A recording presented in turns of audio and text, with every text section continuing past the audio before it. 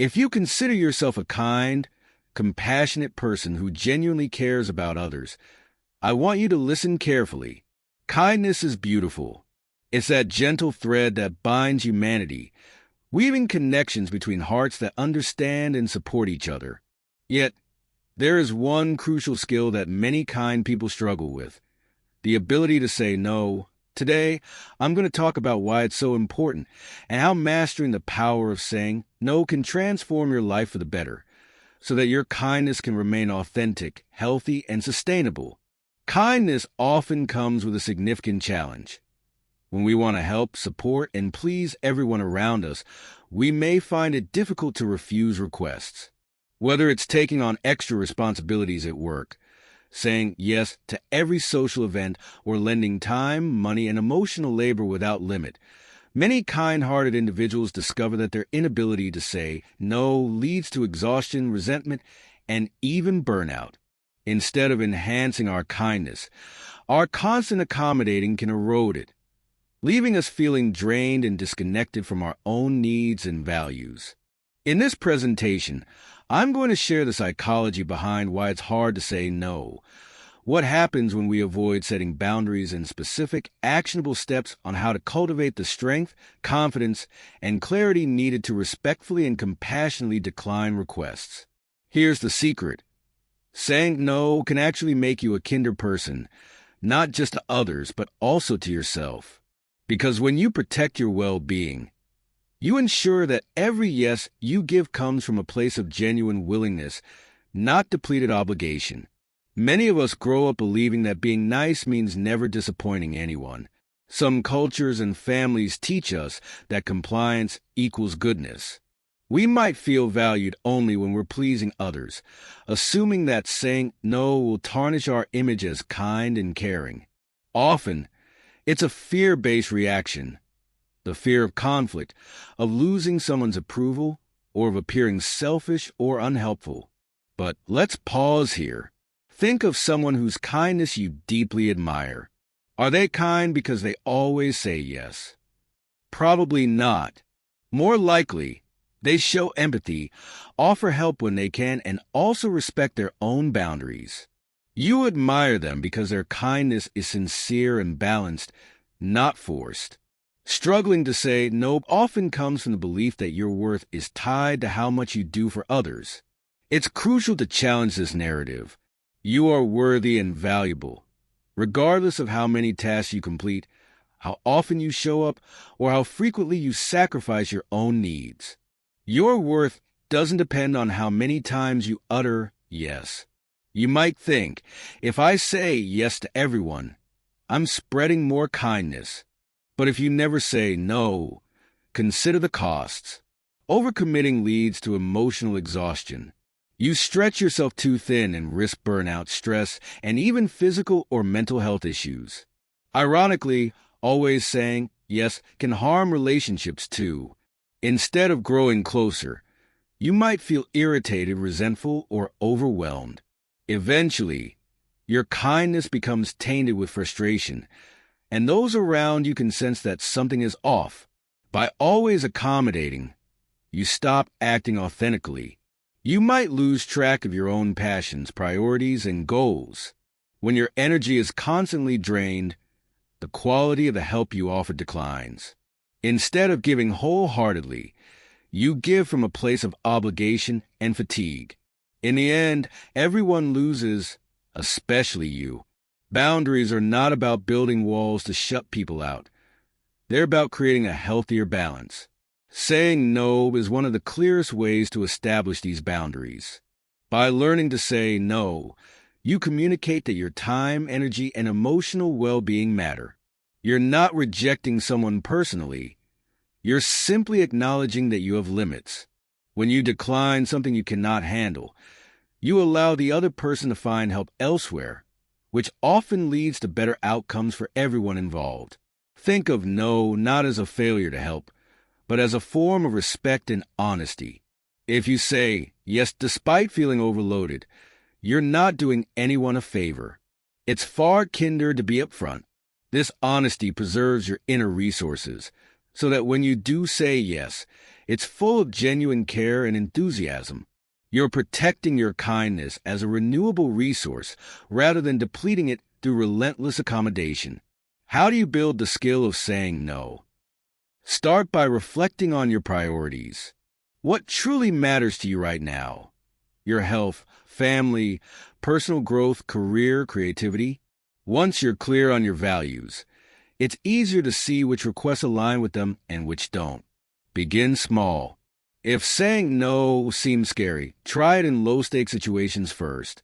Decline a small favor when you truly don't have the time. Something like, "I'm sorry, I can't help with that today," is enough. It's normal to feel uncomfortable at first. You might worry about disappointing others or losing their respect. Yet the people who genuinely care about you will understand. In fact, by modeling healthy boundaries, you're teaching others how to respect your time and energy. If someone reacts negatively, it's a sign they may have been taking advantage of your perpetual compliance rather than genuinely valuing your kindness. When you say no, be honest and polite. You don't need to offer lengthy excuses. A simple, "I'm sorry, I won't be able to do that," is perfectly fine. If you wish, you can provide a brief reason, but it's not mandatory. If it feels appropriate, offer alternatives. "I can't help with the event planning this weekend, but perhaps we can find another volunteer or consider hiring a professional." This approach shows you still care about the situation, just not at the expense of your own well-being. Practice setting boundaries in all areas of your life. It's not just about workloads. It might mean telling a friend who constantly vents to you that you're feeling overwhelmed and need to discuss lighter topics, or suggesting a different time to talk. Over time, these boundaries become second nature. You'll feel more comfortable asserting your needs and more at peace with the choices you make. As you grow more confident in saying no, you'll notice positive changes in your life. You'll have more emotional, mental, and physical energy. Your relationships will improve, ironically, because now people can trust that your yes is authentic. You'll develop greater self-respect and experience less resentment. Instead of feeling trapped in a cycle of reluctant compliance, you'll feel empowered and true to yourself. Establishing boundaries and learning to say no can enhance your kindness in the long run. With a healthier balance, you're no longer giving from a place of depletion. Instead, you give when you truly want to, making your kindness more meaningful. You become the kind of person who helps others because it aligns with your values, not because you feel obligated or fearful. It's important to address the misconception that saying no is selfish. Selfishness means placing yourself first without any regard for others' well-being. Setting boundaries is different. It ensures you remain a source of genuine support rather than becoming resentful and drained. By protecting your energy, you maintain your ability to show up wholeheartedly for the people and causes that matter most.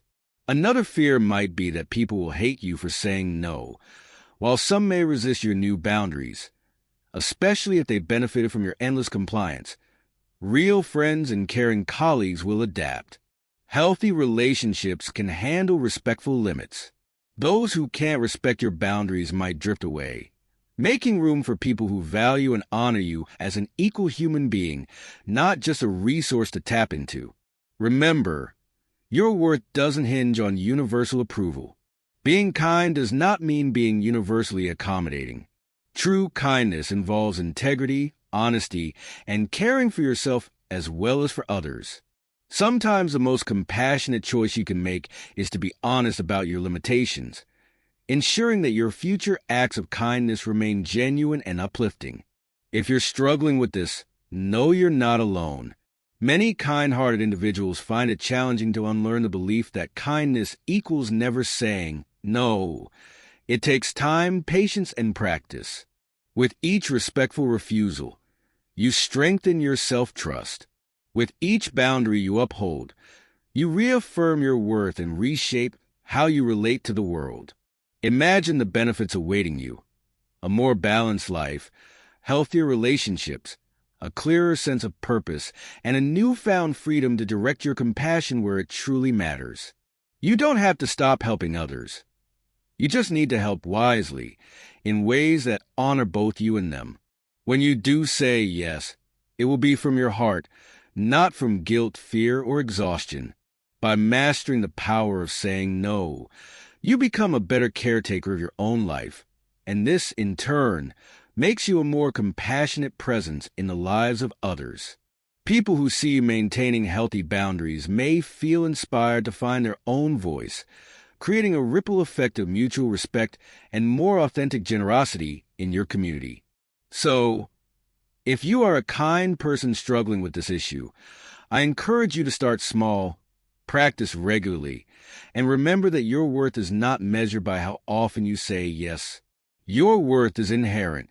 By learning to say no, you preserve and protect your unique capacity for kindness, ensuring that it will serve you and those you care about for years to come. Thank you for listening.